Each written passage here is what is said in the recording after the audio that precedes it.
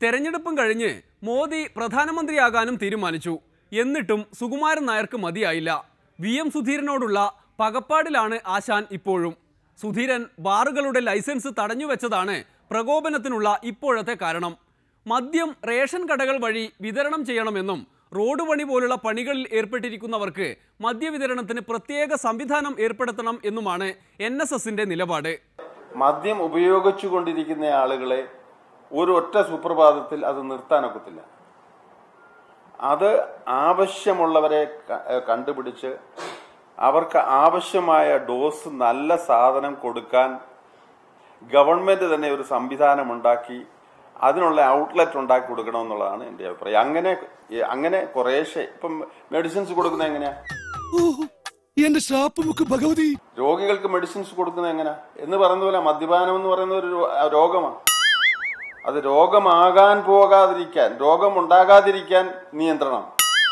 രോഗികളായിട്ട് നിൽക്കുന്ന ആളുകൾക്ക് അവർക്ക് ആവശ്യമുള്ള കൺസ്യൂം ചെയ്യത്തക്ക രീതിയിൽ നല്ല മദ്യം വില കുറച്ച് ഒരു പ്രത്യേക നിയന്ത്രണത്തിൽ, ഇപ്പം ഡോക്ടർ സർട്ടിഫിക്കറ്റ് വേണമെങ്കിൽ അത് റേഷൻ കാർഡില്ലേ എന്ന് പറയുന്ന പോലെ തന്നെ അവർക്ക് ലഭിക്കത്തക്ക രീതിയിൽ ഇപ്പോൾ ഔട്ട്ലെറ്റുകൾ ഗവൺമെന്റ് തുറന്നിട്ട് അവർക്ക് കൊടുക്കണം.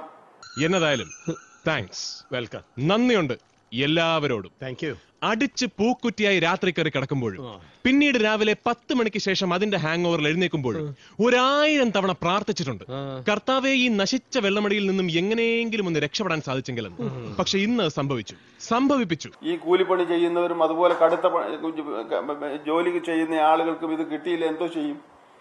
അവര് രാവിലെ കിടന്ന് വിറയ്ക്കുന്ന കാണാമല്ലേ? ആ പണി ഇവർ ചെയ്യുമോ? ഈ പറയുന്ന നേതാക്കൾ ചെയ്യുമോ? റോഡ് ടാറിങ് നടക്കുന്നു.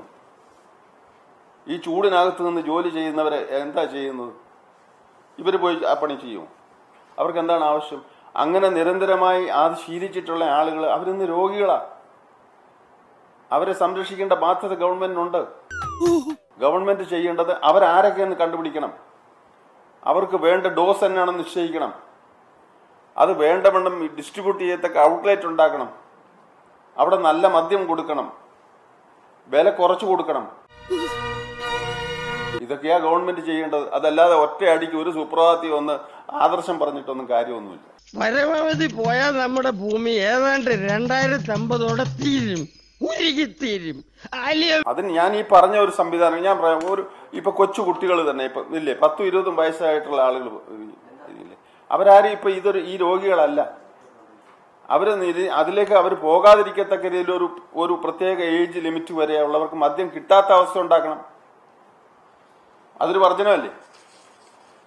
ബാക്കി ആവശ്യമുള്ളവരെ കണ്ടുപിടിക്കണം. അത് ഗവൺമെന്റ് സംവിധാനത്തിലൂടെ കണ്ടുപിടിക്കണം. അവർക്ക് ആവശ്യമുള്ള ഡോസ് എന്താണെന്ന് നിശ്ചയിക്കാനുള്ള സംവിധാനം വേണം. അതിന് ആവശ്യമായിട്ടുള്ള റേഷൻ കാർഡ് പോലെ എന്തെങ്കിലും ഐഡന്റിറ്റി ഇത് കൊടുക്കണം. അതിന് ഔട്ട്ലെറ്റ് തുടങ്ങണം, നല്ല മദ്യം കൊടുക്കണം, വില കുറഞ്ഞു കൊടുക്കണം. ഇതൊക്കെയാണ് ഗവൺമെന്റ് ചെയ്യേണ്ടത്. അങ്ങനെ അതിനോടൊപ്പം തന്നെ ഈ പറയുന്ന പോലെ അവരെ ഈ കാര്യങ്ങൾ ബോധവൽക്കരിച്ച് ഇതിൽ നിന്ന് പിന്മാറ്റാനുമുള്ള ശ്രമം ഗവൺമെന്റിന്റെ ഭാഗത്ത് നടക്കണം. ഇതൊന്നും ചെയ്യാതെ ഒറ്റ അടിക്ക് ഇങ്ങോട്ട് വന്നേച്ച് ഇതെല്ലാം അങ്ങ് കൂട്ടിയേരെ എന്ന് പറയുന്നില്ല. എന്ത് ആദർശമാണ് അതിനകത്തുള്ളത്? ഒരു ആദർശവും ഇല്ല. എന്റെ ഫോർമുല നിങ്ങൾ സ്വീകരിച്ചല്ലോ. ഞാൻ പറഞ്ഞ ഫോർമുല ഞാൻ പറഞ്ഞല്ലോ. ഇന്ന ഒരു 10-25 വയസ്സ് വരെയുള്ള ആളുകൾക്ക്, 21 വയസ്സ് വരെയുള്ള ആളുകൾക്ക് മദ്യം കിട്ടാത്ത അവസ്ഥ ഉണ്ടാക്കണം. സ്വന്തമായി ജോലി ചെയ്ത് ജീവിതം കഴിയുന്ന, കുടുംബമായിട്ട് ജീവിതം കഴിയുന്ന ആളുകൾക്ക് ഇത് നിരന്തരമായി കഴിച്ചതിൻ്റെതായ ആവശ്യം, അവര് രോഗികളാവും വാസ്തവ യഥാർത്ഥത്തിൽ. ഇവർക്ക് ഇത് കിട്ടിയേ പറ്റൂ. അങ്ങനെയുള്ള ആളുകളെ ഗവൺമെന്റ് നിശ്ചയിക്കണം. അവർക്ക് ആവശ്യമായത് കൊടുക്കണം. ഇതെന്ത് മറിമായും എനിക്ക് ഭ്രാന്തായി പോയതാണ്, അത് നാട്ടുകാർക്ക് മൊത്തം ഭ്രാന്തായ. നല്ല സാധനം കൊടുക്കണം. അതിന് ഗവൺമെന്റ് ഔട്ട്ലെറ്റിൽ നിന്ന് കൊടുക്കണം. അത് അവർക്ക് ആവശ്യമായ ക്വാണ്ടിറ്റി ഗവൺമെന്റ് തന്നെ നിശ്ചയിച്ച് ഒരു ദിവസത്തേക്ക് എത്ര വേണം ആളിന്, അതിനനുസരിച്ചുള്ള കൊടുക്കണം. അരി എങ്ങനെയല്ലേ കൊടുക്കുന്നത്? റേഷൻ കാർഡ് കൊടുക്കുന്നത് അങ്ങനല്ലേ? അത് നല്ല കുറഞ്ഞ വിലയ്ക്ക് നല്ല സാധനം കിട്ടാൻ ഗവൺമെന്റ് ചെയ്യണം. ഇതിന്റെ കൂട്ടത്തിൽ ഈ പറയുന്ന രീതിയിൽ തന്നെ ഇവരെ ബോധവൽക്കരിച്ച് ഇതിലായിട്ടുള്ളവരെ അതിൽ നിന്ന് പിന്മാറ്റാനുള്ള ശ്രമവും ഗവൺമെന്റ് ചെയ്യണം.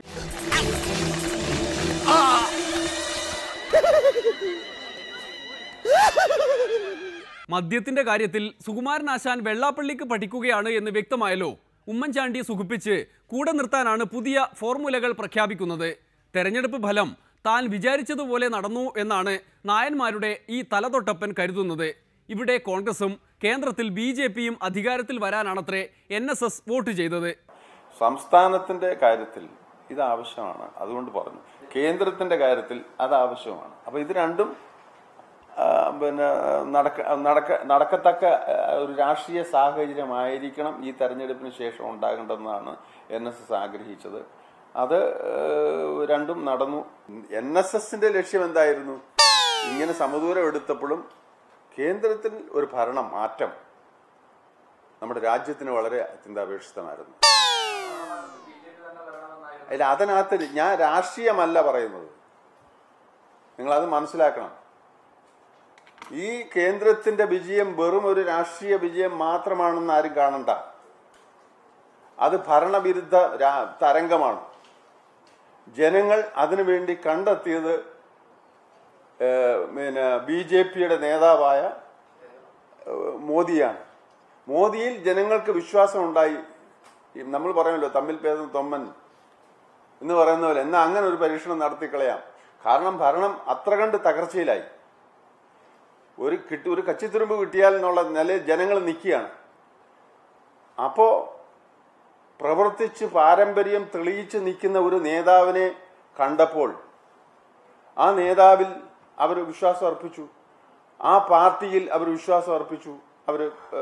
ഇനിയും ആ പാർട്ടിയാണ് ജനങ്ങളുടെ വിശ്വാസം സാക്ഷാത്കരിച്ചു കൊടുക്കേണ്ടത്. ഒരു കാര്യത്തിൽ മാത്രമാണ് NSSന് നിരാശയുള്ളത്. സാക്ഷാൽ O രാജഗോപാലിന്റെ കാര്യത്തിൽ.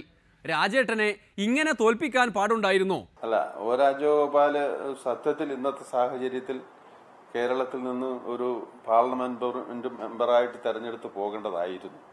അത് കേരളത്തിന് ഗുണം ചെയ്തേ. അതുകൊണ്ട് അത് രാഷ്ട്രീയമല്ല ഞാൻ പറയുന്നത്.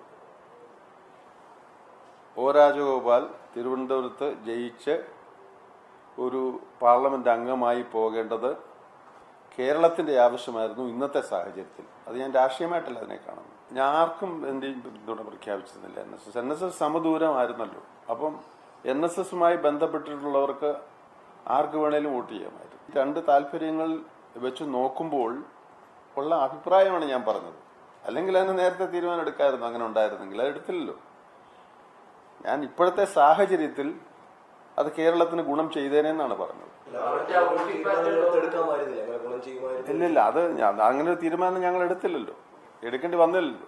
അങ്ങനെ ഒരു തീരുമാനം എടുക്കേണ്ടി വന്നില്ല. ഇപ്പോഴത്തെ സാഹചര്യം വെച്ചുകൊണ്ട് ഞാനുള്ള അഭിപ്രായം പറഞ്ഞതാണ്.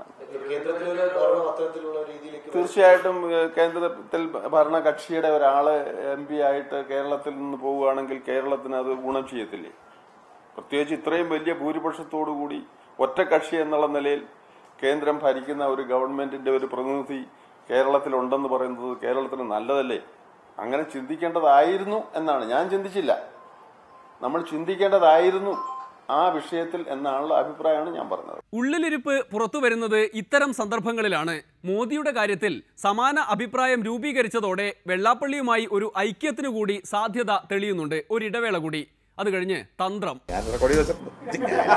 പിന്നെ നമ്മളാരാ മോൻ? ഈ കളിയൊന്നും ഇനി എൻ്റെ അടുത്ത് നടക്കുകയില്ല. ഞാനിത് എല്ലാം ഞാൻ കൃത്യമായിട്ട് ഞാൻ എന്ത് പറയുന്നു എന്നുള്ളത് ഞാൻ നിങ്ങൾ തന്നെ കണ്ടോ, ഞാൻ റെക്കോർഡ് ചെയ്തോണ്ടിരിക്കാം.